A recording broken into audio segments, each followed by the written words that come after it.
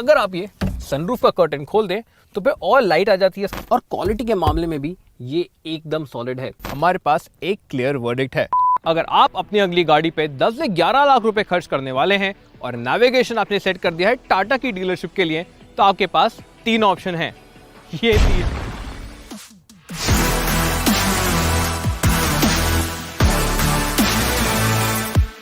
अब आइसोलेशन में देखा जाए तो यहाँ पे तीनों ही गाड़ियां बड़ी अलग हैं।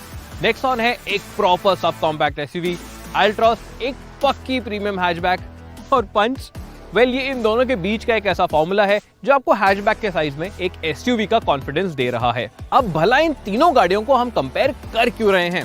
वो इसलिए क्योंकि इनकी कीमत बड़ी क्लोज है। मेरा मतलब है इन दोनों की कीमत बड़ी क्लोज है और नेक्सॉन का भी जो XMS वेरिएंट है वो इन्हीं की कीमत में आ जाता है। तो आज फिर देखना यह है कि क्या अल्ट्रॉस और पंच की स्पेस, प्रैक्टिकलिटी और कंफर्ट नेक्सॉन को टक्कर दे सकती है, ताकि आप थोड़े पैसे भी बचा पाएं और टॉप वेरिएंट के फीचर्स भी एंजॉय कर पाएं, या फिर नेक्सॉन का इन डिपार्टमेंट्स में एडवांटेज इतना ज्यादा है कि कुछ फीचर्स को सैक्रिफाइस करना जायज है। Welcome to car Dekho, where we help you pick the right car right now. अब कीमत का मुद्दा उठाया ही है तो चलिए पहले उसे निपटा लेते हैं। पंच और अल्ट्रॉस की कीमत बड़ी क्लोज है, दोनों में सिर्फ 20,000 का फर्क है। पंच ज्यादा महंगी है, लेकिन इन दोनों गाड़ियों पे अगर आप 60,000 रुपए और डाल दें तो कुछ इंटरेस्टिंग मिलता है। पंच में आपको मिल जाता है एक AMT ऑटोमेटिक और अल्ट्रॉस में मिलता है टर्बो पेट्रोल इंजन, जो कि वाकई उसके ड्राइविंग एक्सपीरियंस को और बेहतर बना देता है। नेक्सॉन यहाँ पे जाहिर सी बात है सबसे महंगी है। अगर बाकी दोनों गाड़ियों से कंपेयर किया जाए तो 2.5 लाख रुपए महंगी है, लेकिन जिस वेरिएंट की हम बात कर रहे हैं XMS, वो आपको 9 लाख रुपए एक शोरूम में पड़ेगा। अगर आप एक डीजल गाड़ी ढूंढ रहे हैं तो फिर आपके पास नेक्सॉन या अल्ट्रॉस का ही ऑप्शन है, और अगर आप डीजल ऑटोमेटिक ढूंढ रहे हैं तो वो ऑप्शन आपको AMT के तौर पे मिलेगा नेक्सॉन में। Whether it's a hatchback or an SUV, its engine undergoes a lot of stress that causes wear, particularly during warm-up and stop-start traffic conditions. Ordinary engine oils may not be enough to protect your car engines, and that is why we recommend fully synthetic Castrol Magnetic for non-stop protection. अब भाई टाटा की गाड़ियां हैं तो जाहिर सी बात है looks और डिजाइन के मामले में तो कोई कॉम्प्रोमाइज नहीं। तीनों ही गाड़ियां यहाँ शानदार दिखती हैं और अपने सेगमेंट की सबसे अच्छी दिखने वाली गाड़ियों में से एक हैं। लेकिन अब एक बात तो बोलनी पड़ेगी, वो ये कि नेक्सॉन का डिजाइन अल्ट्रॉस और खासकर पंच के सामने अब थोड़ा पुराना लगने लगा है। रोड प्रेजेंस की बात करें तो तीनों की शानदार है, खासकर अपने हटके कलर ऑप्शंस के साथ। साइज के चक्कर में भी मामला बड़ा क्लोज है। नेक्सॉन यह सबसे बड़ी है लेंथ और विड्थ में, अल्ट्रॉस का व्हील बेस सबसे लंबा है और पंच की हाइट। एक्सटीरियर फीचर्स की बात करें तो तीनों ही गाड़ियों में आपको projector headlamps, LED DRLs, fog lamps, 16 inch alloy wheels और ऑटो फोल्डिंग ORVMs मिल जाते हैं। पंच और नेक्सॉन में LED टेल लैंप्स आते हैं पर अल्ट्रॉस में नहीं। नेक्सॉन के XMS वेरिएंट की बात करें तो वहां पे आपको अलॉय व्हील्स छोड़ के बाकी सब मिलेगा। तो आप बताइए अब कि आपको इन तीनों में से कौन सी गाड़ी बेस्ट लगती है दिखने में, नीचे कमेंट्स में।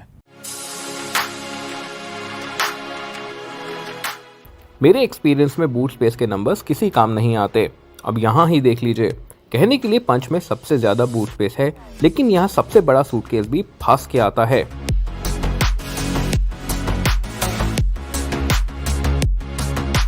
उसके ऊपर आप मीडियम वाला सूटकेस रख सकते हैं और साइड में सबसे छोटा वाला। छोटे वाले की जगह आप 2 सॉफ्ट बैग्स भी रख सकते हैं, लेकिन यहाँ लोडिंग लिप काफी ऊंचा है और बूट डीप, तो भारी सामान रखने और उतारने में आपकी कसरत हो जाएगी। फिर आती है नेक्सॉन की बूट स्पेस, जो कहने के लिए तो पंच से कम है, लेकिन आप सेम ही सामान रख सकते हैं, वो भी बिना फंसे, और साइड में भी थोड़ी जगह बच जाती है। एडवांटेज यहाँ ये है कि लोडिंग लिप लो है और बूट कम डीप, तो सामान रखना और निकालना आपकी कसरत नहीं करवाएगा। और तो और सीट बेस को फोल्ड करके आपको एक फ्लैट फ्लोर मिल जाता है, जिसमें बड़ा सामान रखना आसान हो जाता है। ये चीज बाकी दोनों गाड़ियों में नहीं मिलती। अल्ट्रॉस की बूट स्पेस ऑन पेपर यहाँ सबसे कम है, लेकिन प्रैक्टिकल स्पेस सबसे ज्यादा। तीनों सूटकेस और एक सॉफ्ट बैग आप यहाँ रख सकते हैं। लोडिंग लिप भी पंच जितना ऊंचा नहीं, तो बूट में सामान रखना और निकालना आपकी कसरत नहीं करवाएगा। तो ये राउंड जाता है अल्ट्रॉस को, नेक्सॉन सेकंड और पंच थर्ड। जिससे पहले सीट कंफर्ट डिस्कस करें, दो बातें क्लियर करना जरूरी है। नेक्सॉन के कन्वेंशनल डोर हैंडल्स यहाँ सबसे प्रैक्टिकल हैं यूज करने में। पंच और अल्ट्रॉस के हाई माउंटेड हैंडल्स कम प्रैक्टिकल हैं, खासकर जब आपके हाथ में कोई सामान हो। और दूसरी बात ये कि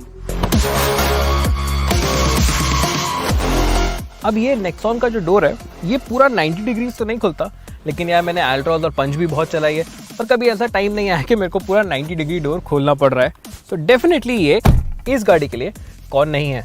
और फिर आती हैं ये सीट्स, ये प्रॉपर सोफा जैसी सीट्स। इनकी कुशनिंग बड़ी ही सॉफ्ट है, तो आप जब सीट में बैठते हैं तो एकदम थोड़ा सीट में से सेटल हो जाते हैं। प्लस इनका जो ये शेप है, आगे से जो ऊपर उठी है, अच्छा अंडर थाई सपोर्ट मिलता है। पीछे बैकरेस्ट में रिक्लाइंड है अच्छे एंगल पे और सॉफ्ट है। तो भाई वाकई ये सीट्स सिटी जर्नीज के लिए तो बेहद कंफर्टेबल है। हाँ, अगर आपको थोड़ा फर्म कुशनिंग पसंद है अपनी सीट्स में या लंबी जर्नीज पे आप ज़्यादा जाते हैं तो शायद आपको ये सीट्स पसंद ना आए, लेकिन छोटी सिटी जर्नीज में तो ये वाकई बड़ी कंफर्टेबल हैं। कैबिन विजिबिलिटी के मामले में भी नेक्सॉन शानदार है। ये बड़ा ग्लास एरिया मिलता है आपको, कोई पीछे से कटता नहीं है, तो आपका विजन भी बिल्कुल इंटरप्ट नहीं होता। अच्छा आपको यहाँ हेडरूम मिल रहा है, नी रूम खूब सारा है क्योंकि ये सीट्स ऊंची माउंटेड हैं। आप पैर आराम से पूरे स्ट्रेच करके बैठ सकते हैं। सामने की सीट्स थोड़ी छोटी हैं, हेडरेस्ट भी छोटे हैं, तो कैबिन हमेशा खुला खुला एरी एरी लगता है। फिर फाइनली अगर आप ये सनरूफ का कर्टन खोल दें तो फिर और लाइट आ जाती है इस कैबिन में, जो कि इसको और एक एरी एक्सपीरियंस देती है। कैबिन फीचर्स के मामले में भी नेक्सॉन काफ़ी अच्छा स्कोर करती है। आर्मरेस्ट तो आपको मिल ही रहा है, प्लस इसमें आपको दो पीछे कप होल्डर्स भी दिए जा रहे हैं। एडजस्टेबल हेडरेस्ट है आपके पास, पीछे एसी वेंट्स हैं। वेल एक्चुअली ये खाली फैन वेंट्स हैं क्योंकि साइड से जो हवा होती है उन्हीं को सर्कुलेट करते हैं ये आपकी तरफ। और हालांकि यहाँ आगे कोई USB चार्जर तो नहीं दिया गया है, लेकिन पीछे वहाँ पे एक 12 वोल्ट सॉकेट जरूर दिया गया है। बस एक छोटी कंप्लेन है यहाँ पे, वो ये जो डोर पॉकेट्स हैं वो थोड़ी पतली हैं।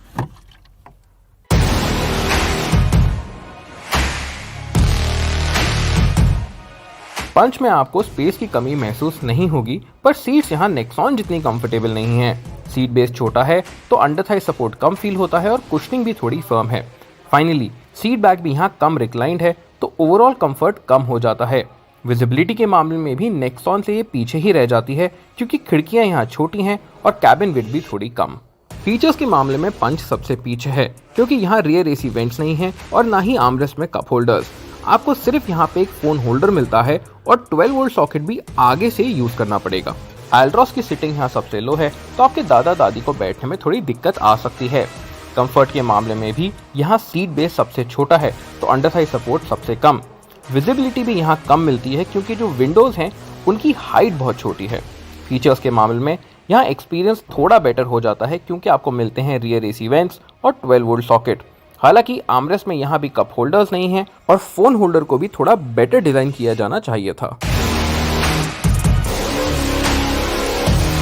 अगर आपका परिवार बड़ा है या अक्सर दोस्त साथ में जाते हैं तो उनको नेक्सॉन सबसे पसंद आएगी। यहाँ 3 जने सबसे आराम से बैठते हैं इसकी बड़ी कैबिन विड्थ की वजह से। कंधे आपस में ज्यादा नहीं टकराते और तीनों जने आराम से बैठ सकते हैं। पंच में 3 जने थोड़े फंस के बैठते हैं, लेकिन छोटी जर्नीज पे वो भी कंफर्टेबल रहेंगे। फाइनली अल्ट्रॉस में मामला और थोड़ा कोजी हो जाता है और वो यही मिन्नत करेंगे कि ये जर्नी जल्द से जल्द खत्म हो जाए। कैबिन एक्सपीरियंस के मामले में वाकई पंच का कैबिन सबसे ज़्यादा यूनिक है। बात करें इसके डिफरेंट टेक्सचर्स की, कलर्स की, तो ये काफ़ी लाइवली लगता है, काफ़ी यंग लगता है। और क्वालिटी के मामले में भी ये एकदम सॉलिड है। वाकई ये दिखाता है कि टाटा हर अपनी नई गाड़ी के साथ उसके कैबिन एक्सपीरियंस को बेहतर करने पे ध्यान दे रहा है।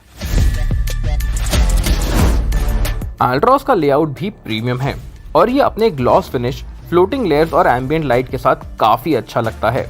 नेक्सॉन में भी आपको एक ग्लॉस पैनल तो मिलता है, लेकिन ये लेआउट बाकी दोनों जितना स्टाइलिश नहीं। अच्छी बात यह है कि तीनों गाड़ियों में सिमिलर बटन्स और टच स्क्रीन होने के बावजूद इनकी पर्सनालिटी बड़ी अलग है। पंच है यंग और लाइवली, अल्ट्रॉस है सोफिस्टिकेटेड और प्रीमियम, और नेक्सॉन सोबर। फीचर्स के मामले में इनमें बहुत कुछ कॉमन है, जैसे कि auto headlamps, cruise control, rain sensing wipers, 11 inch touch screen, digital instrument cluster, automatic climate control, push button start stop और रियर वाइपर एंड वॉशर। लेकिन नेक्सॉन यहाँ लीड करती है अपनी sunroof, 9 speaker sound system with a subwoofer और tyre pressure monitoring system के साथ। हालांकि इसमें आपको फैंसी वाला डिजिटल इंस्ट्रूमेंट क्लस्टर नहीं मिलता जो कि बाकी दोनों गाड़ियों में है। एल्ट्रॉस में यूनिक है एम्बिएंट लाइट्स और पंच में आपको ट्रैक्शन प्रो मोड मिलता है AMT ट्रांसमिशन के साथ।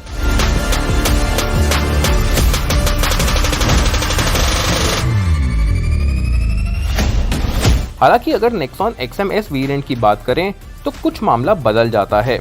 इसमें आपको जरूरत की काफी फीचर्स मिलेंगे जैसे कि